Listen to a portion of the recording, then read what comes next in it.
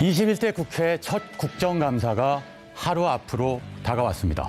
하지만 이번 국감도 정책 국감보단 정쟁 국감으로 흐를 공산이 큽니다. 법사위, 외통위, 국방위까지 여러 상임위에서 여야가 강경 대치하고 있기 때문입니다. 9월 대정부 질문에 이어 10월 국정감사에서도 민생은 뒷전이 되게 생겼습니다. 정쟁엔 정책으로, 공세엔 민생으로 대응하겠다. 여당 대표의 말입니다. 이번엔 기대해도 좋을까요? 오늘의 킹슈맨 시작합니다.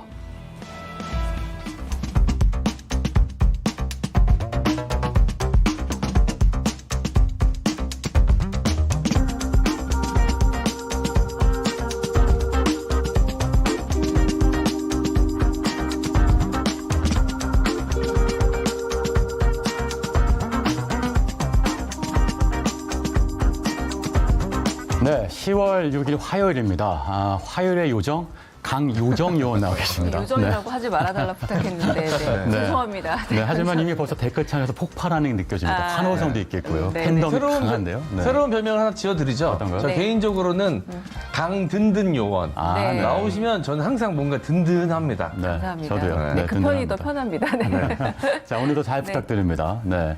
자, 오늘의 주요 이슈 세 가지를 먼저 살펴볼까 싶은데요. 어떤 소식이 있는지 한번 보여주세요. 네. 국민의힘 청년이 부고 게시물 논란. 두 번째, 차병 논쟁. 한글날 2라운드 예고. 세 번째, 국정감사 D-Day 1 핵심 쟁점은입니다. 자, 먼저 오늘의 주요 이슈 첫 번째 주제 먼저 살펴보겠습니다. 국민의힘 청년위원회에 구설수에 올랐는데요. 자, 킹슈맨 청년위원장 오창석 의원. 네, 청소년위원장인가요? 정치 활동할 때도 청년위원장이 되지 못했었는데 여기서라도 못해서 다행인데요. 일단 국민의힘 청년 정치인들이 이제 활동을 하고 있습니다. 갖가지 이제 직책을 나눠서 활동을 하고 있는데요. 그 포스터가 지금 논란이 되고 있습니다. 이 포스터 내용을 좀 면면히 좀 살펴볼 필요가 있을 것 같은데요. 먼저 기획국장의 김금비 씨였습니다.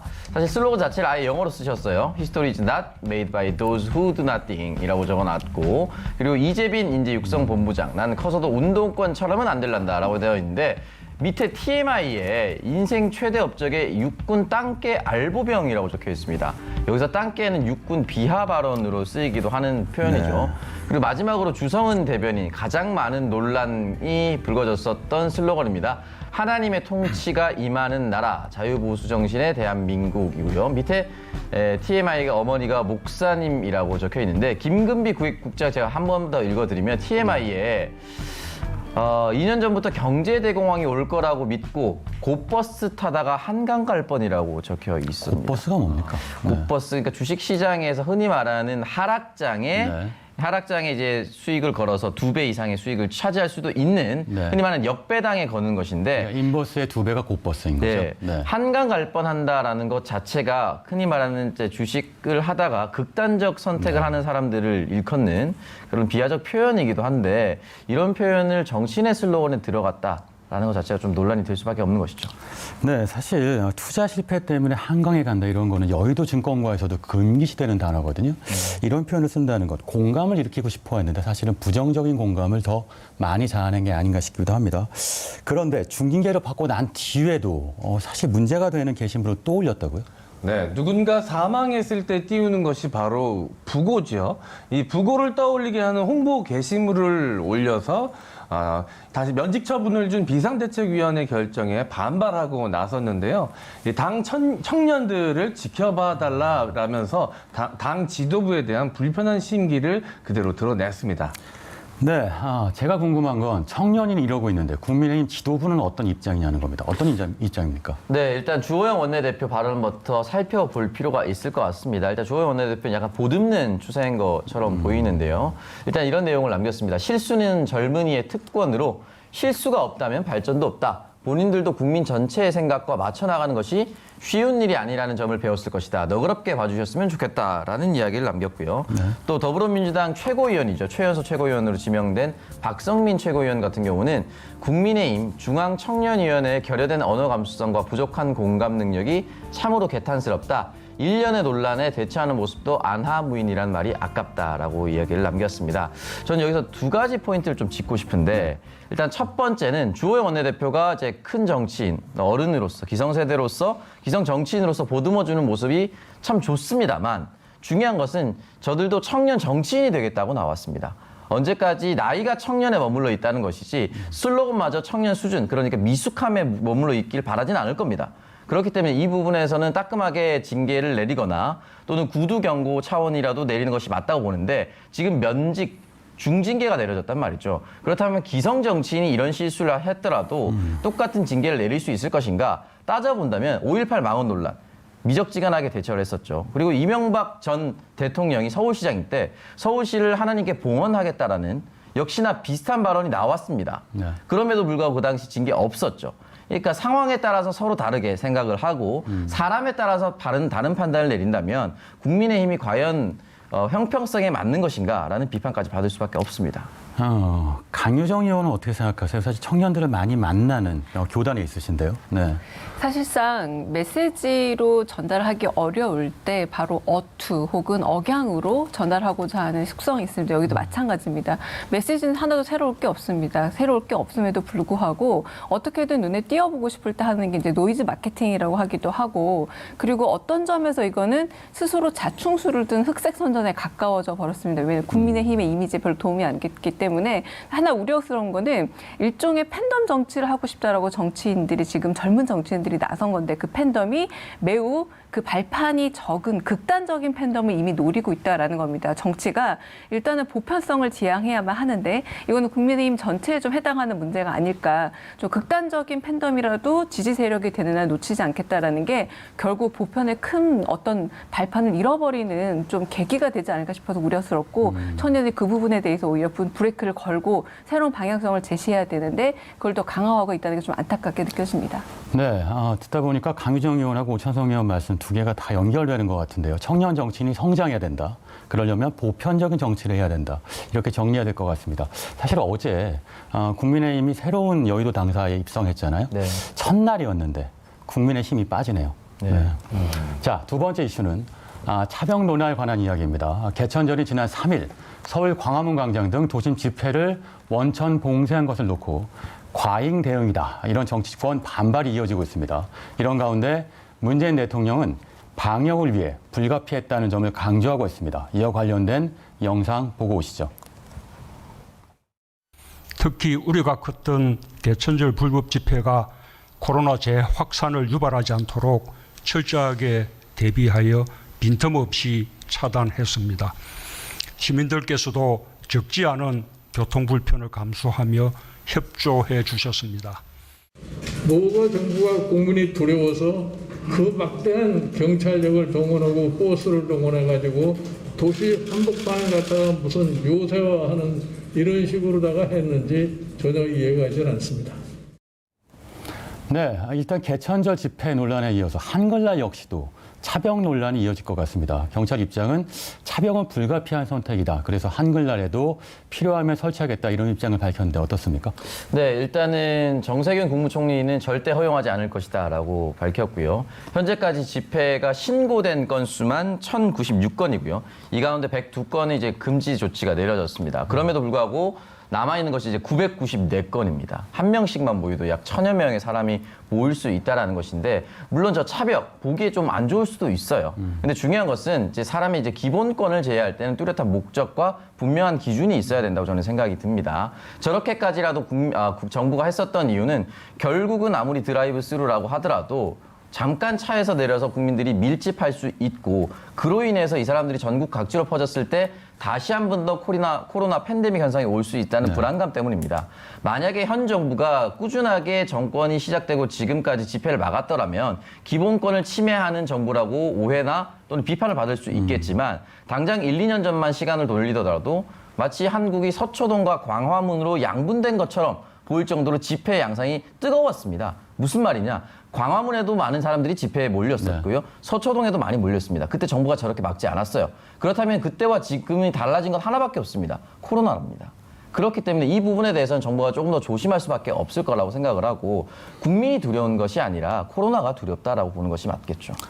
네, 관련해서는 뉴스공장의 김어준 공장장이 한 얘기를 인용해 볼까 싶기도 한데 이 차벽이 청와대를 지키기 위한 차벽이 아니라 국민을 지키기 위한 차벽이다.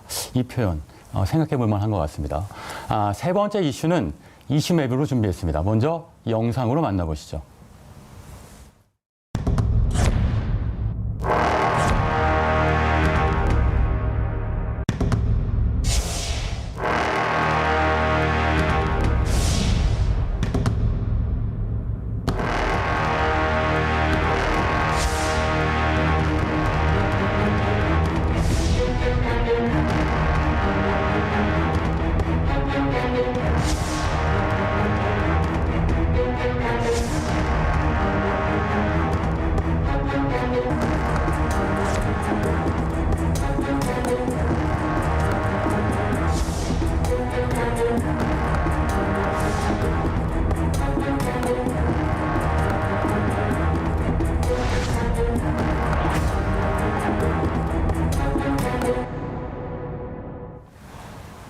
네, 오늘의 이슈뱀은 내일 있을 제21대 국회 첫 국정감사의 핵심 쟁점이 무엇인지 이슈맵 키워드로 풀어보는 순서입니다.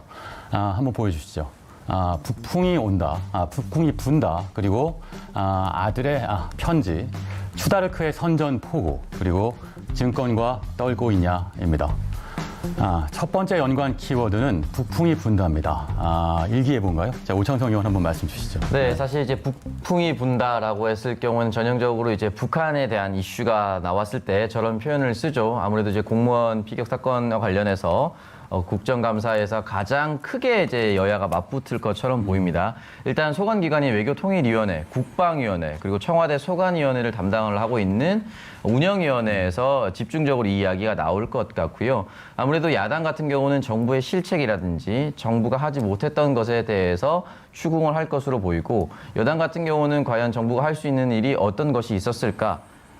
국민의 한 사람이 대놓고 월북을 하려고 했는데 그걸 어떻게 막을 수가 있었는가라는 부분에 대해서 이제 방어 논리를 펼칠 것으로 보입니다. 지금까지 많은 사실들이 등장을 했었는데 추가적으로 나올 수 있는 사실이 과연 등장할 것인가? 또는 뭐 국회라는 차원에서 면책 특권을 활용해서 흔히 말하는 고급 기밀 정보가 또 한번 국정감사를 장을 뜨겁게 달굴 것인지도 좀 살펴볼 필요가 있을 거라 봅니다. 관련해서 주호영 원내대표 간담회 발언이 있는데 한번 보여주실까요? 네. 보면 762 하라, 이게 762mm 소총으로 사살하라 이런 지시가 있었다고 주장한 건데, 이게 사실 그 762라는 게 북한의 주요한 화력이잖아요. 네, 소총입니다. 네, 이런 소총을 썼다라고 하는 것들이 흘러나왔다는 게 좀 묘한 지점이 있는데. 네, 사실 이 부분에 이제 주호영 원내대표가 이제 군 관계자에 따르면이라는 이야기를 통해서 국회에서 얘기를 했습니다. 그러니까 국회에서 얘기했다는 것 자체가 이 군 기밀을 빼서 습득했다라는 면책 특권을 활용하고자 얘기했다라고 볼 수가 있는데, 중요한 것은 이 군 기밀을 습득했다는 것은 군 내부에서 누군가 주호영 원내대표에게서 얘기해줬다라는 것이고요. 이 부분을 762라는 동향을 알고 있다는 것도 우리 정부가 어떻게 보면 북한 기밀에 접근할 수 있다, 북한 통신에 접근할 수 있다는 것을 또 한 번 만천하에 드러낸 것입니다. 과연 이 상황이 어떻게 전개될지는 모르겠지만 결과적으로 대한민국 군 기밀이 국회의원한테는 아주 편하게 전달된다라는 것 하나, 또 북한은 지휘 체계를 또 한 번 바꿀 수 있다라는 점 하나, 여러모로 국방에게는 굉장히 좋지 않은 결과라고 볼 수가 있습니다. 네, 정쟁을 위해서 안보를 위험에 빠뜨리면 안 되겠죠. 자, 그런데 주호영 원내대표 청문회 요구에 대한 민주당 입장도 있습니다. 청문회를 요구하고 있는데 엠미원은 어떻습니까? 네, 지난 10월 4일에 있었던 기자간담회에서 김태년 더불어민주당 원내대표가 했었던 발언 먼저 전해드리도록 하겠습니다. 우리 정부가 북한 당국에 공동조사를 하자고 요청해놓고 있는 상태인데 국민의힘이 요구하는 청문회가 얼마나 실효성이 있는지, 사실 규명에 접근할 수 있는지 검토해야 한다라고 발언을 했습니다. 또한 여전히 남북 공동조사로 사실을 규명해야 한다는 입장이라면서 남북 공동조사가 우선이라는 입장을 재확인한 것입니다. 또한 비무장 민간인을 사살한 북한군의 행위는 반문명적, 야만적 행위로 규탄받아 마땅하다라고도 덧붙였습니다. 네, 일단 양당 원내대표 추석 연휴에 같이 청계산 오른 사이인데 그럼에도 불구하고 한치 양보가 없네요. 어떠세요, 강정희 의원? 청문회가 필요하다고 보십니까? 글쎄요, 필요할 수도 있겠죠. 그러나 없습니다. 지금 이미 사실이나 혹은 숨겨진 진실이 있어서 그것을 밝히겠다는 의지보다는 어떤 것이 좀 이렇게 정체적으로 혹은 정치적으로 활용할 것인가를 이미 보여주고 있는 형국입니다. 아마 되게 많은 시민과 국민 여러분들도 이 청문회를 통해서 우리가 잘 몰랐던 사실이 밝혀지리란 기대보다는 굉장히 시끄러워지겠구나. 또 한 번 정쟁적인 요소로 이게 본말이 전도돼서 결국 진실은 사라지고 논쟁만 남겠구나라고 예측되는 상황에서 이 청문회가 왜 필요한지에 대한 납득할 수 있는 설득할 수 있는 이유를 먼저 야당에서 좀 제공해야 되지 않을까라는 생각이 듭니다. 네, 알겠습니다. 자, 오늘의 이슈에 국정감사 D-Day 1을 주제로 진행하고 있는데요. 두 번째 연관 키워드는 아들의 편지입니다. 북한군에 사살된 해양수사부 공무원 이모 씨의 아들 A군 스스로 고교 2학년으로 밝혔습니다. 문재인 대통령에게 쓴 편지를 공개했고요. 일단 어떤 내용입니까? 네, 아들의 편지가 이제 공개가 됐는데요. 아버지에 대한 신체 체형부터 얘기를 하면서 조목조목 이제 자신의 입장을 밝혔습니다. 180cm에 68kg 밖에 되지 않는 마른 체격의 아빠가 38km를 그것도 조류를 거슬러 가는 게 말이 되냐라고 생각하느냐. 그리고 신상 정보를 북에서 알고 있었다는데 총을 든 북한군이 인적 사항을 묻는데 말을 하지 않을 사람이 누가 있겠느냐라고 이야기를 하면서 일단은 아버지를 월북자로 규정한 거에 대한 원망, 일차적 원망과 그리고 아버지 명예 회복에 대한 호소, 그리고 정부가 이렇게 빠르게 진상 규명을 해주길 바란다라는 당부의 메시지가 담겨 있었습니다. 네, 고등학교 2학년인데 이런 것도 있습니다. 이 고통의 주인공이 당사자, 본인 얘기하신 거겠죠? 대통령님의 자녀나 손자라고 해도 지금까지처럼 하실 수 있겠습니까? 이런 표현이었는데 국민 여러분도 마음이 아프실 거예요. 시청자 여러분도 마찬가지겠고요. 그런데 문제는 이런 아픔이 국정감사에서 어떤 식으로든 정치적으로 이용될까 봐 그것도 걱정되기도 합니다. 어떨까요? 이게 주요 변수가 될까요? 일단은 이 부분에 대해서는 이제 아들의 편지가 주요 변수가 된다라기보다는 여야가 가지고 있는 이제 정보가 중요할 거라고 저는 생각이 드는데 지금 현재 우리 정부에서 요구하고 있는 공동조사에 대해서 북한이 과연 응할 수 있을 것인가? 응하도록 정부는 어떤 노력을 할 수 있을 것인가가 중요할 거라고 저는 생각이 들고요. 과연 교신을 하거나 좀 북한은 처음에 발표했을 때는 약 80m 거리에서 신원 확인을 했었고 얼버무렸다 정도로 나왔다라고 이야기가 나오는데 이보다 구체적인 내용이 나올 수 있을 것인가라는 부분이 있고 구체적인 내용이 나왔을 때 과연 이 공무원이 월북 의사를 확인할 수 있을 것인가 이런 부분이 좀 소상히 밝혀져야 할 텐데 만약 이런 부분에 대한 정보가 새롭게 밝혀지지 않는다라고 하면은 사실은 오늘 저희가 지금 방송하고 있는 지금 이 시간까지 나와 있는 이 공개된 정보와 크게 다를 것이 없습니다. 그렇다면 고성이 오가는 논쟁밖에 되지 않을 텐데 과연 새로운 사실이 추가될 수 있을지도 좀 더 지켜봐야 될 것이고 정부가 과연 이 사실을 명확하게 규명하기 위해서 흔히 말하는 군 기밀을 모두 공개해야 하는 것인가, 공개하는 것이 맞는 것인가도 좀 더 따져볼 필요가 있다고 저는 생각합니다. 그런 상황을 아빠를 잃은 아드님이 원하시는 건 아니겠죠. 자, 강주정 의원 어떻게 생각하세요? 사실상 어떤 사람의 죽음을 개인의 영역이 있고 역사적 영역이 있고 사실은 정치적 영역이 모두 다 걸쳐 있습니다. 저희가 하나의 개성으로 있는 게 아니라 여러 인격을 가지고 지금 살아가는 거가 마찬가지, 죽음 역시 마찬가지거든요. 아들이 요구하는 거는 개인으로서 아버지와 아들 간의 그런 어떤 인륜으로서의 죽음에 대한 규명 사항이겠죠. 그러나 이미 정치적으로 그리고 역사적으로 여러 가지 다단한 어떤 상황 속에 얹어 있는 상황이기 때문에 단순히 개인의 문제로 풀 수만은 없지만 이를 정치적으로 악용해서는 안 되겠죠. 저는 그 공동경비구역 JSA라는 영화가 생각이 나는데요. 그들 간에 있었던 개인적인 일과 마지막에 그 결국은 소피 장교에 의해서 밝혀지는 죽음의 진상은 좀 다를 수밖에 없습니다. 그것은 좀 깊게 가야 되는 문제이고 결국 역사적인 배경 위에서 개인의 죽음을 살펴볼 수밖에 없다는 게 우리의 좀 비극이기도 한데 이 문제를 다만 개인의 비극으로서 위안하고 공감하는 것은 가능하지만 이게 정치적으로 활용됐을 때는 훨씬 더 큰 상처가 될 수 있다는 점만 말씀드리고 싶습니다. 네, 우리는 역사 속을 살아가는 개인들이니까요. 자, 유족들의 심정과 마찬가지로 이런 실체적 진실을 밝혀내는 일이 어느 때보다 중요한 것 같습니다. 자, 오늘의 이슈맵 국정감사 D-Day 1을 주제로 진행하고 있는데요. 세 번째 연관 키워드는 추다르크의 선전포고입니다. 자, 어떤 내용인지는 M 의원이 좀 말씀 주시죠. 네, 다들 아시다시피 추다르크는 이 추미애 장관의 별명이죠. 연일 쏟아지던 추 장관의 아들 휴가 특혜 의혹이 관련자들에 대한 검찰의 불기소 처분으로 일단락되면서 국면이 전환이 된 것인데요. 추미애 장관이 지난 3일 자신의 SNS를 통해 반격을 예고했습니다. 이번 수사로 야당과 보수 언론의 거짓말임이 명명백백히 밝혀졌습니다. 이에 대해 무책임한 의혹을 제기한 분들의 분명한 사과를 다시 한번 촉구합니다. 응하지 않는다면 이른 시일 내에 법적 조치 등 모든 수단을 강구할 것입니다. 라는 글을 남겼습니다. 네. 이 글이요. 사실 9개월간의 전말이라고 하는 긴 글이잖아요. 무려 4,000자나 되는 것이고 많은 언론이 보도도 하고 있는데 내용 보면 대정부 질문은 수성전이었다면 앞으로 국감은 공성전이 될 것 같다는 짐작이 되기도 합니다.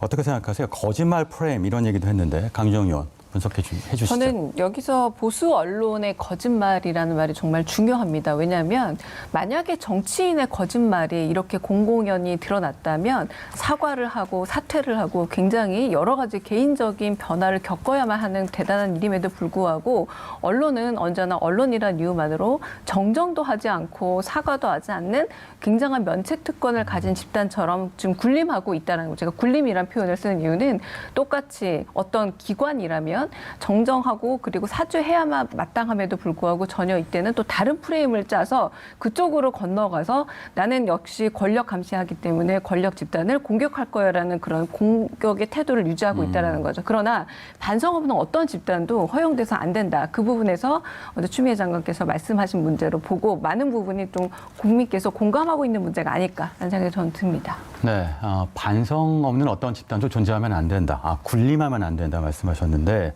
관련해서는 이따가 킹덤 때 그러니까 언론이 프레임을 바꾸는 문제에 대해서 좀 깊이 다뤄보도록 하겠습니다. 한 가지 중요한 건 국민이 원하는 건 공성전이든 수성전이든 소모전은 아닐 겁니다. 네. 자, 일단 추미애 장관이 SNS에 올린 입장문 검찰 개혁 관련된 내용도 있죠. 네, 검찰 개혁과 관련된 내용이 분명히 포함이 되어 있습니다. 아무래도 법무부 장관이 될 때 가장 큰 목표가 이 검찰 개혁이었기 때문이었죠. 일단 검찰 개혁은 법과 제도에 이어서 문화와 사람의 개혁에 이르러야 완성이 될 것이다. 그때까지 우리는 고 김홍영 검사의 희생이 헛되지 않도록 기억하겠습니다라고 자신의 SNS에 올렸는데요. 이 고 김홍영 검사 같은 경우는 상관의 폭언과 폭압에 시달리다가 스스로 이제 극단적 선택을 했었는데 저희가 그 서지현 검사가 미투를 용기 있게 얘기했을 때도 검찰 조직 내부에서 잘못된 것을 바로잡으려 하지 않고 잘못된 부분을 지적한 사람을 잘못된 사람으로 만드는 이런 것 자체가 잘못되었다라고 이야기를 남겼습니다. 검찰 조직 자체가 잘 바뀌지 않고 그 외부로부터의 엘리트 의식이 아직까지 만연해 있다는 것을 또 알 수가 있는데 사실 사라진 이 검사 동일체 원칙이 지금까지도 유효한 것이다. 이런 부분에 있어서는 조금 더 국민에게 다가갈 수가 있고 검찰 스스로가 이 엘리트와 권위주의를 조금 더 버리는 방향으로 나아가도록 노력하겠다라고 추미애 장관이 여러 차례 밝힌 바가 있습니다. 이런 부분에 대해서 아마 상징적으로 고 김홍영 검사를 다시 한 번 더 방문한 것이 아닌가라는 생각이 듭니다. 네, 고 김홍영 검사 관련된 이슈는 저희도 계속 관심 있게 지켜볼 거고요. 16일 날 대검에서 수사심의위원회가 열립니다. 그 역시도 관련 소식 전해드리겠습니다. 자, 오늘의 이슈맵 국정감사 D-Day 1을 주제로 진행하고 있습니다. 네 번째 연관 키워드는 증권과 떨고 있니?입니다. 자, 어떤 내용인지는 오창성 의원이 떨면서 부탁드립니다. 네. 네. 2012년이죠. 라임 자산 운용사라는 회사가 설립이 됐고 사적으로 모인 펀드라고 해서 라임 사모 펀드가 만들어졌습니다. 여기에 이제 모펀드가 4개, 자펀드가 173개가 있었는데요. 일단 이 투자자들이 투자금을 이제 여기에 이 사모 펀드에 넣는데 중요한 것은 환매라고 합니다. 다시 돌려받는 요청을 할 수가 있는데 이 라임 자산 운용사에서 이 환매 중단을 선언했습니다. 보통 사모펀드에서 환매 중단을 선언했을 때는 사실 부실, 파산을 이르는 것과 다름이 없는 것이죠. 돈을 내가 분명히 넣었는데 돌려받을 수 없는 상황이 되어버렸다는 것이죠. 중요한 거는 이 사건이 벌어지고 나서 국내 최대의 금융사기다라는 이야기를 들었습니다. 폰지 사기, 수익률, 그리고 불법적인 정황들이 많이 드러나는데 이 과정에서 금감원 출신 청와대 김모 씨가 이제 무마하려는 의혹이 있다라는 혐의로 현재 구속되어 있는 상태고요. 현재 계속해서 조사가 진행되고 있는 상태입니다. 네, 결국 듣다 보면 감독기관, 판매사, 운영사, 총체적인 난국인 것 같은데, 자, 일단 참고인 대상으로 누가 소환됩니까? 이게 중요한 이슈일 텐데요. 네, 일단 금융 관련된 내용이기 때문에 이제 금융감독원을 포함한 이제 금융 당국이 모두 소환이 될 것이라고 생각을 하고요. 왜 금융 당국은 이 사태를 미연에 방지하지 못했나라는 이야기를 들을 수밖에 없을 것입니다. 그리고 지금 라임 사태라고 했지만 라임과 옵티머스 자산운용사 이 두 가지 회사가 있는데 이 라임과 옵티머스 자산을 담당해서 개설해줬었던 투자회사와 은행들입니다. 대신증권과 그리고 신한은행 그리고 NH 등의 모든 관계자가 출석을 해서 이 과정이 어떻게 되는지 면밀하게 밝힐 것인데 이 부분에 대해서는 워낙 규모가 크고요. 몇 조 단위의 이제 금융 사기로 지금 분류되고 있기 때문에 과연 이 금융당국자 또는 은행과 증권사 담당자 한 명이 나와서 국정감사장에서 밝힐 수 있을 것인가는 좀 더 따져볼 문제라고 생각합니다. 네, 국회가 정부의 국정 전반을 묻고 살피는 국정감사가 하루 앞으로 다가왔습니다. 여야의 전쟁터가 아닌 국민을 위한 국정감사가 되길 기원하면서 지금까지 이슈맵이었습니다.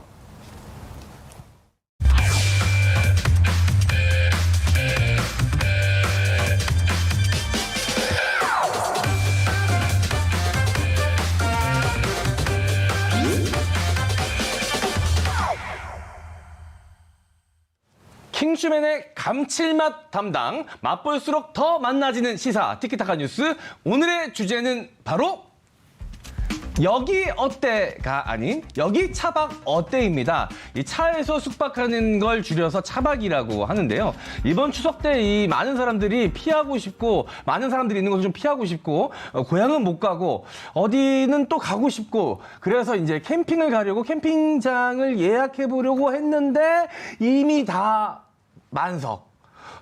그래서 많은 사람들이 눈을 돌린 부분이 바로 이 차박이었습니다.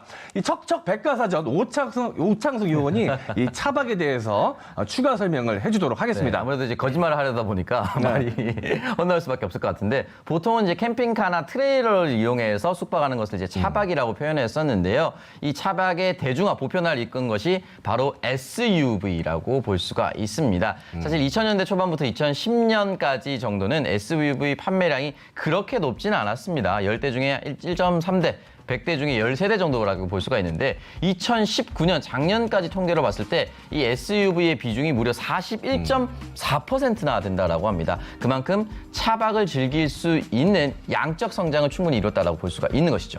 네, 이 자동차가 서는 곳이 곧 집 앞마당이라는 것이 차박의 장점이겠죠. 또 잠자는 시간, 밥 먹는 시간 일정에 얽매이지 않아도 된다라는 게 또 이 차박의 장점인 것 같습니다. 소셜 미디어에서 이 차박을 검색하면 관련 게시물이 약 34만 개 정도가 이 검색이 될 정도로 요즘 굉장한 인기라고 합니다. 예.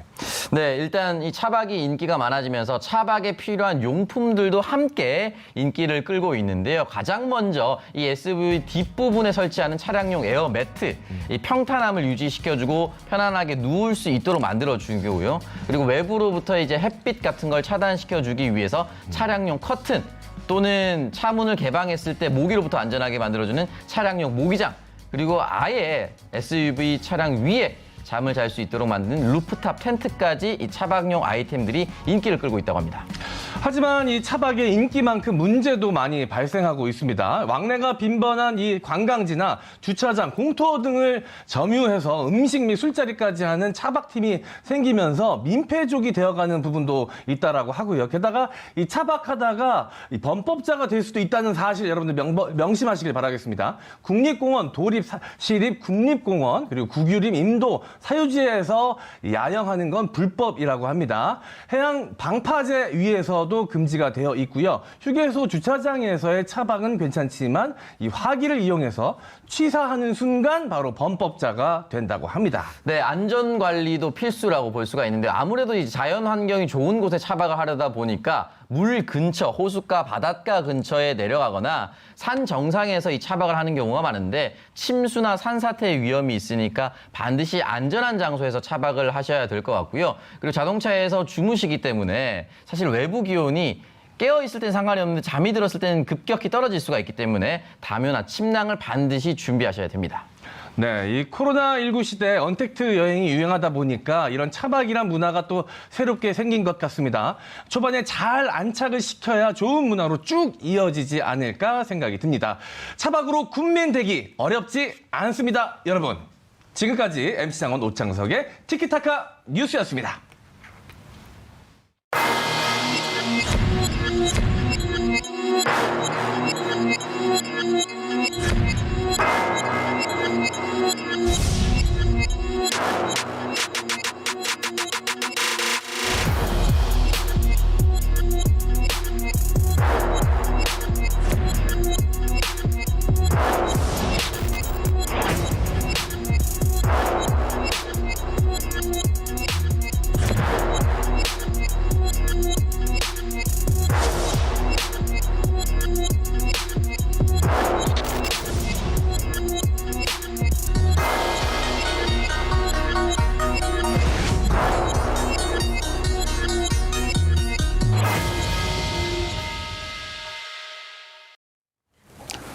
네, 오늘의 킹덤 주제 그때는 맞고 지금은 틀리답니다.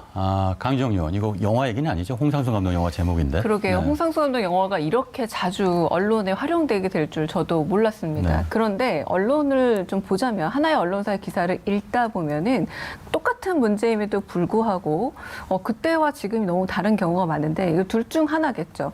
일종의 다중인격체로서의 언론이거나 여러 개의 인격이 있어서 그때마다 다른 인격이 튀어나오거나 아니면 일종의 분열증적 주체인 겁니다. 그래서 원할 때마다 이야기를 바꿔버리는 결국은 일관성을 잃어버린 거죠. 둘 중 하나라고 해도 언론이 굉장히 심각한 어떤 분열증적 위치에 처해 있다는 얘기고요. 좀 돌아보면은 일종의 금권이라고 할 수 있을 대기업에 대한 입장 말고는 언제나 오락가락합니다. 이렇게 오락가락한다면 결국 최고의 권위는 금권이구나라는 생각밖에 들지 않는데 권력 감시를 이렇게 왔다 갔다 해도 되는지에 대한 질문 던져보겠습니다. 네, 여기서 잠깐 이 시간만 기다린다는 분들이 굉장히 많이 계시더라고요. 바로 킹덤 스페셜 퀴즈 제가 준비를 해봤습니다. 자, 오창석 요원과 관련된 이 퀴즈를 준비했습니다. 킹덤 주제와도 연관이 되어 있고요. 그때는 맞고 지금은 틀린 것을 골라주시면 되겠습니다. 과거와 이 현재가 같지 않은 오창석 요원의 모습을 골라주시면 되겠습니다. 먼저 1번 중학생 귀요미 이 신장 그대로. 자, 보시면 이 최근에 찍은 사진인데 별로 높지 않은 의자에 앉아 있는데도 발뒤꿈치가 상당히 지금 지면에서 떨어져 있습니다. 자, 과연 이것은 그때와 지금은 어떨까요? 자, 2번입니다. 금배지를 향한 뜨거운 욕망 아직도 그대로일까요? 예. 자, 그때는 맞고 지금은 틀린 것을 골라주시면 됩니다. 자, 3번 모태 외모 부심 설마 지금도? 자, 과연 양심이 있다면 지금도 그러면 안 될 텐데. 자, 1, 2, 3번 중에서 정답은 무엇일까요? 오창석 요원 본인이 맞춰주시죠. 저거는 일단은 네. 2번은 절대 아니고요. 정치를 당분간 하지 않기 때문에. 네. 2번도 아니고 3번도 아니고요. 네. 3번은 왜냐면 어플을 썼거든요, 저 사진은. 네, 그렇게 아니고 1번도 아닙니다. 왜냐면 네. 중학교 때에 비해서 무려 35cm 성장했습니다. 그래서 지금 무려 165cm를 그럼 결과적으로 폭풍 성장하신 거군요. 폭풍 성장했기 때문에 1번도 아니죠. 네. 폭풍 성장했습니다. 네. 모두 틀렸습니다. 그래서. 그렇군요. 알겠습니다. 일단 1번은 오창석 요원 본인이 아니라고 하니까 그렇고요. 자, 2번은 제가 옆에서 지켜본 바 과거에는 이제 명예욕에 눈이 멀었었는데 요즘에는 지금 돈에 눈이 멀어 있는 것으로 알고 있습니다. 그렇기 때문에 맞지 않고요. 자, 그리고 3번. 저는 제가 봤을 때 그대로인 것 같습니다. 요즘 시시때때로 셀카 찍는 모습을 제가 많이 보거든요. 그래서 제 생각에는 3번은 맞지 않나라는 생각이 좀 듭니다. 네. 지금 보다 보니까 참 정치라고 하는 게 정치를 했더니 지금 확 나이가 든 것 같은데 아닌가요? 네, 맞습니다. 그때는 젊었고 지금은 늙었다 이런 게 아닌가 싶기도 합니다. 자, 공무원 피격 사건과 관련해서 지난 9월 28일 날 강민석 청와대 대변인이 서면 브리핑을 했었습니다. 이게 굉장히 중요했는데요. 외신과 일부 언론 보도를 비교한 내용도 있었습니다. 일단 한번 그 내용부터 정리해 주시죠. 네, 북한의 공무원 피격 사태 대응과 관련해서 비판에 직면한 청와대가 이 외신과 보수 매체 보도를 비교하면서 반박한 내용이 있습니다. 자, 알려드리도록 할 텐데요. 문 대통령의 대북 메시지 이후 김정은 국무위원장의 사과가 담긴 통지문이 이례적으로 신속하게 도착했다라는 점을 강조하면서 외신은 북한 지도자가 특정 이슈에 관해 남측에 사과하는 것은 극히 이례적 extremely unusual이라고 보도를 했고 미국 국무부 대변인은 이는 도움이 되는 조치라고 평가를 했을 정도라고 의미를 짚었습니다. 그러면서 이 강 대변인은 반면 일부 국내 언론의 접근을 보겠다라면서 조선일보 보도였습니다. 이 만행이라더니 김정은 미안 한마디에 반색하고 나선 문정부라는 제목의 기사였는데요. 이 기사를 대표적인 사례로 꼽으면서 일부 국내 언론의 보도를 비교를 했습니다. 네, 이 불핑이 결국 전형적으로 언론이 그때는 맞고 지금은 틀리다 이런 보도 행태를 보여준 것이라고 할 수 있겠는데요. 특히 박근혜 정부 시절 목함 지뢰 사건 당시의 언론 보도를 주요 언급하기로 했습니다. 네, 두 가지 정도 주요 헤드라인을 좀 살펴볼 필요가 있는데요. 과연 그 당시에 북한이 저질렀던 만행에 대해서 그 당시 언론들은 어떻게 조명했는지 좀 살펴보겠습니다. 그때는 맞고 지금은 틀린지. 일단 중앙일보 기사인데요. 사설입니다. 대화와 타협이 남북한의 파국을 막았다라고 적어놨고요. 조선일보 헤드라인 같은 경우는 남북 일촉즉발 위기 속에 박 대통령의 원칙 고수 승부수가 통했다라고 이야기를 납띄었습니다. 지금과 비슷한 상황임에도 불구하고 당시 정부를 두둔하는 모습, 정부가 잘했다라고 헤드라인을 쓰는 모습이 사뭇 다르다고 볼 수가 있겠죠. 자, 강유정 의원, 이게 왜 이런 겁니까? 기억이 안 나는 겁니까? 과거가 기억이 안 나는 걸까요? 네. 기억은 나겠죠. 네. 무엇보다 좀 더 이렇게 본질적으로 파고 들어보자면 대북 문제에 대한 전문가가 우리나라 언론사에 전무하다고 봐도 무방합니다. 전문가가 없기 때문에 결국은 이 몇 마디의 말 가지고 이 말을 어떤 식으로 수사학적으로 해석하고 수사학적 위치에 놓음으로써 정치적인 활용도에만 관심이 있는 거죠. 가령 얼마 전에 김정은 이 죽었느냐 살았느냐 혹은 뭐 건강이 위기냐 아니냐라고 했을 때만 해도 굉장한 오보 대잔치를 벌였던 적도 네. 있습니다. 그때는 일관성 혹은 분열증 다중인격으로도 말하기 어려운 부분이 있었는데 이 부분에 대해서 일단 첫 번째 전문가가 있어야 좀 깊이 있는 해석이 나오긴 합니다. 그런데 이런 전문가가 부재하기 때문에 모든 것을 정치적인 기반을 바탕으로 두고 거기서 정책적인 해석과 그 프레임 자체도 정책적으로밖에 될 수 없기 때문에 대북 문제라는 굉장히 긴 역사적 흐름 속에서 그리고 우리의 국제적인 문제뿐만 아니라 국제적인 외교 가운데서 한가운데서 봐야 될 문제임에도 불구하고 결국 우리 언론 소비자가 의지할 게 외신인 이유는 훨씬 더 전문적이고 객관적인 보도가 가능하기 때문이라는 거죠. 지나친 주관성이라는 건 결국은 진실이 없음에 대한 고백에 다름없지 않을까라는 생각이 듭니다. 네, 주간 과잉 이것이 바로 그때는 맞고 지금은 틀린 보도가 계속 이어지는 이유 같은데요. 이와 비슷한 사례가 또 있습니다. 몇 달 전에도 있었죠. 지난 6월 16일 날 북한이 남북 화해의 상징이었던 남북 공동연락사무소를 폭파했습니다. 남북 갈등이 불씨가 됐던 건데 대북 전단이 바로 문제였는데요. 이를 둘러싼 국내 언론의 보도가 또 완전 달랐죠. 네, 먼저 중앙일보 보도를 알려드리도록 하겠습니다. 중앙일보는 사설이었습니다. 헌법상 표현의 자유와 정부의 대북 전단 금지법 발상을 조선일보는 사설, 청와대가 뭉개버린 대한민국 국민의 자존감이라는 제목의 기사를 내고 굴종, 화들짝 놀라 등 자극적인 표현을 사용하면서 정부를 비판했고요. 대북 전단 살포 행위를 옹호했었습니다. 그런데 과거엔 달랐죠. 과거 정권 때는 어떤 입장이었습니까? 네, 먼저 또 중앙일보 헤드라인을 좀 살펴볼 필요가 있을 것 같은데요. 대북 전단 살포를 자제해야 한다는 내용의 헤드라인을 분명히 사용했었습니다. 위험천만한 대북전단 살포 자제해야 한다라고 남겼고 조선일보 같은 경우는 대북전단 살포가 남남 갈등 불씨가 되지 않도록 해야 한다라고 하면서 당시 정부를 또 두둔하기도 했었습니다. 과연 이제 정부마다 다른 입장이 과연 옳은 것이냐를 따져볼 필요가 있을 것 같은데 그때나 지금이나 북한과의 관계 개선을 위해서 어떤 정부로 다 노력을 했습니다. 그렇다면은 대북전단에 대한 시각 역시 똑같아야 되는데 그 당시 정부 때는 두둔하고 현 정부 때는 비판한다는 것 자체가 말이 되지 않는 것이죠. 네, 안보 문제를 이렇게 언론사 개의 주관의 입장으로 다룬다고 하는 것 어떤 문제를 발생시킬 수 있을까요?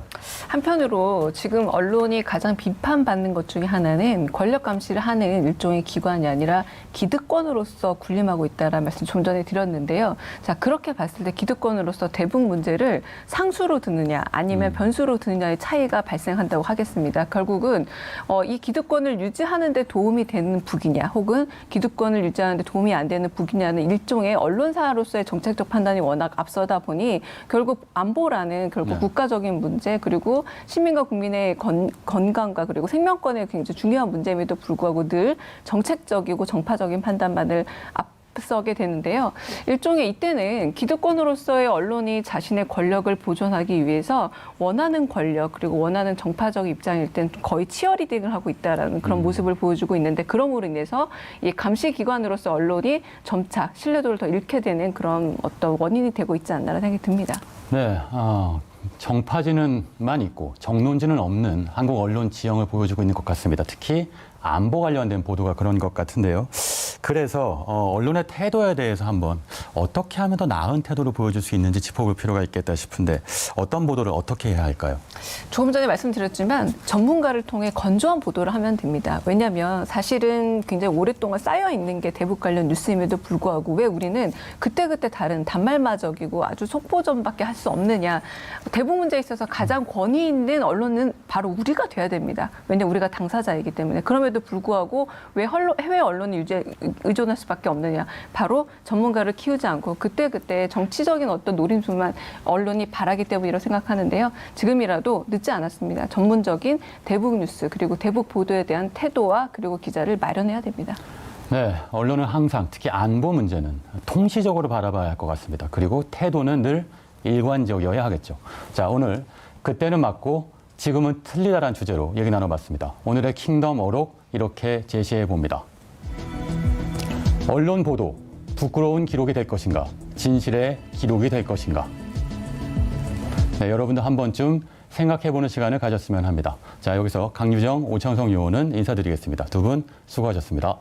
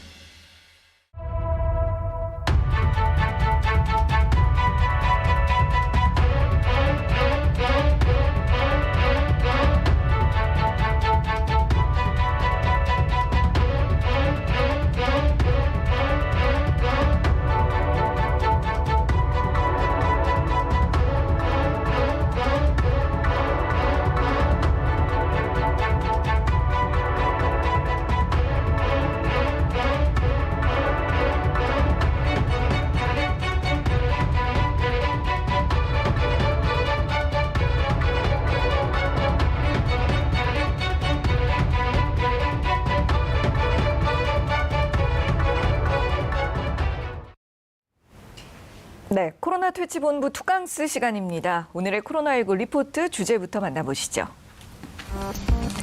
마스크 써도 과태료 10만 원. 코로나 어린이 괴질, 한국에서도 2명 확인. 네, 오늘은 이런 주제들을 다뤄볼 예정인데요. 시작하기 전에 우선 조금 전 발표된 확진자 현황부터 확인을 해보도록 하겠습니다. 자, 오늘 0시 기준으로 코로나19 국내 신규 확진자 수는 총 75명으로 6일째 두 자릿수를 유지하고 있습니다. 이 6일 동안 계속해서 60명대, 70명대를 왔다 갔다 횡보하는 모습이고요. 그중에서 국내 발생이 66명, 어제와 비슷한 수준이네요. 특히 수도권에서 51명의 환자가 추가가 되었고 해외 유입 사례는 9명으로 집계됐습니다. 현황에 대해서 강영구 요원 분석 먼저 들어보도록 할까요? 네, 일단은 다행히 그 연휴가 끝나고 나서 첫날 확진 환자 수가 그렇게 크게 늘지는 않았어요. 그런데 방역 당국은 여전히 긴장하고 있는 듯한 모습입니다. 왜냐하면 잠복기가 있기 때문에 연휴 때 확산된 바이러스의 결과가 이번 주 내내 이제 나타날 것이거든요. 그래서 어제부터 이제 본격적으로 검사를 하기 시작했기 때문에 이번 주 목요일, 금요일까지는 계속해서 상황을 지켜봐야 될 것으로 보입니다. 네, 아직까지는 추석 연휴의 여파가 본격적으로 나타난 시점은 아니다라는 말씀이셨어요. 네, 이어서 바로 오늘의 코로나19 리포트 첫 번째 주제로 들어가 봅니다. 마스크를 써도 과태료 10만 원을 낼 수 있다. 이런 내용인데요. 이 정책이 이번 달 13일부터 계도 기간에 들어가고 그리고 다음 달 13일, 그러니까 11월 13일부터 적용이 된다고 합니다. 어떤 내용이길래, 예. 네, 일단은 그 마스크를 착용하지 않아서 여러 가지 이제 불미스러운 일들이 있었다는 뉴스를 많이 보셨을 거예요. 이제 그래서 경기도에서 먼저 마스크 착용을 강제하는 행정명령을 일단 시도를 했었고요. 그 연장선상에서 방역당국이 이번 달 13일부터 다음 달 12일까지는 계도기간 한 달을 둔 다음에 11월 13일부터 공공장소에서 마스크를 착용하지 않거나 혹은 턱스크처럼 마스크를 제대로 착용하지 않은 분들에게 10만 원의 과태료를 물리겠다라는 이제 행정명령을 지금 준비 중입니다. 그런데 이제 일각에서는 많은 시민들이 마스크를 잘 착용하고 다닐 뿐만 아니라 그렇지 않아도 코로나 때문에 스트레스가 많은데 너무 과한 행정 조치 아니냐라는 비판도 있어서 일단 상황은 지켜봐야 될 것 같은데요. 일단은 방역당국은 11월 13일부터 이제 10만 원의 과태료를 물리기로 지금 결정을 하는 상태입니다. 구체적인 내용을 한번 이제 들여다보고 싶은데요. 이제 마스크 중에서 과태료 대상이 되는 마스크가 있고 그리고 통과하는 마스크가 있습니다. 다 되는 게 아니군요. 네, 그렇습니다. 그러니까 방역 당국에서 일단은 권장하고 있는 마스크는요. 흔히 보건용 마스크라고 그러죠. KF94, KF80 마스크 괜찮습니다. 그리고 비말 차단용 마스크, KF-AD 마스크도 괜찮습니다. 그리고 천-면 마스크도 괜찮습니다. 일회용 마스크도 괜찮습니다. 다 되는 것 같은데요? 네, 이 5가지 종류의 마스크는 괜찮은데 안 되는 마스크가 있어요. 왜냐하면 숨쉬기가 편하다 그래서 밸브가 달린 마스크를 착용하시는 분들이 있습니다. 밸브 네, 마스크요? 네, 그렇습니다. 이제 마스크에 이제 밸브가 달린 마스크는 밸브를 통해서 호흡이 가능하기 때문에 숨쉬기가 굉장히 편합니다. 근데 문제는 뭐냐면 밸브 마스크의 경우에는 굉장히 이기적인 마스크예요. 왜냐하면은 들어오는 공기는 필터링이 되는데 나가는 공기는 밸브를 통해서 그냥 내보내거든요. 네. 그렇기 때문에 혹시 감염된 사람이 호흡을 할 때 바이러스가 포함되어 있는 호흡이 그대로 밖으로 배출될 수가 있기 때문에 이제 감염을 차단하는 데는 역부족이라고 방역당국은 판단한 것으로 보입니다. 그러니까 밸브가 달린 마스크는 마스크를 착용하고 있더라도 네. 다음 달 13일부터는 10만 원의 과태료 대상이 된다라는 것. 그리고 킹슈맨에서도 한번 다룬 적이 있었는데요. 망사 마스크 한번 논란이 된 적이 있었잖아요. 네. 근데 이제 망사 마스크는 그 망사를 통해서 비말 차단이 제대로 되지 않는다라는 게 이제 주된 그 지적이기 때문에 망사 마스크를 착용해도 마스크를 착용하지 않은 것으로 간주해서 이제 10만 원의 과태료를 물게 됩니다. 네, 그 스포츠용 마스크는 어떤가요? 네, 그렇습니다. 요즘에 이제 스포츠용 마스크 많이 착용하는데요. 스포츠용 마스크는 사실은 면, 천 마스크랑 비슷한 범주라고 생각을 하시면 됩니다. 그렇기 때문에 앞이 제대로 막아져 있는 스포츠용 마스크는 면, 천 마스크나 혹은 일회용 마스크로 간주가 되어서 과태료 규제 대상이 되지 않는다라는 것도 말씀드리고 싶습니다. 네. 바로 두 번째 주제로 넘어가겠습니다. 코로나 어린이 괴질이 우리나라에서도 2명 확인이 됐습니다. 국내에서는 첫 사례인데 여기에 대해서도 짤막하게 말씀 들어보고 싶네요. 네, 그렇습니다. 그러니까 이제 그 4월부터 유럽이나 미국을 중심으로 코로나19를 앓았던 소아 청소년 중에서 이제 다기관 염증 증후군이라고 정식으로 부르는데요. 흔히 이제 어린이 괴질이라고 부르죠. 그런 증상이 생겨서 뭐 전신에 열이 나고 그리고 발진이 생기고 눈이 충혈되는 등의 증상을 보이다가 심지어는 사망까지 이르는 사례도 있었습니다. 이제 이런 일들이 있었기 때문에 우리나라에서도 혹시 우리나라에서 이런 소아 청소년 다기관 염증 증후군, 그러니까 어린이 괴질의 사례가 있는지를 이제 신고를 받았어요. 의료기관으로부터. 그랬더니 7케이스가 신고가 되었는데 그 중에서 5케이스는 상관이 없지만 2케이스 같은 경우에는 여러 가지 경로로 확인을 해보니까 코로나19를 앓았던 소아 청소년인 것으로 확인이 되었습니다. 그래서 우리나라에서도 이제 2건의 소아 청소년 다기관 염증 증후군 사례가 있다라는 사실이 확인이 되었고요. 다행히도 이제 우리나라의 그 소아 청소년 같은 경우는 완치가 되어가지고 이제 완전히 회복이 되었다 그래요. 네. 근데 이제 앞으로 소아 청소년은 가볍게 앓고 지나가는데 코로나19를 다 나은 다음에 2주 정도 지난 후부터 이런 소아 청소년 이 다발성 증후군이 나타날 수 있기 때문에 코로나19를 앓은 소아 청소년의 이제 완치된 후에도 상당히 계속해서 좀 경과를 지켜보는 과정이 필요해 보입니다. 네. 네, 실시간 댓글을 보니까 자, 마스크, 멋보다 기능이 중요하다 이런 댓글 올라와 있네요. 다들 아십니다. 자, 오늘의 킹슈맨 마무리할 시간입니다. 내일 킹슈맨에선 윤석열 검찰총장의 부인 김건희 씨의 주가 조작 연루 의혹을 신장식 변호사와 제대로 한번 파헤쳐 봅니다. 저희는 내일 오전 9시에 다시 찾아오겠습니다. 시청해 주신 여러분 고맙습니다.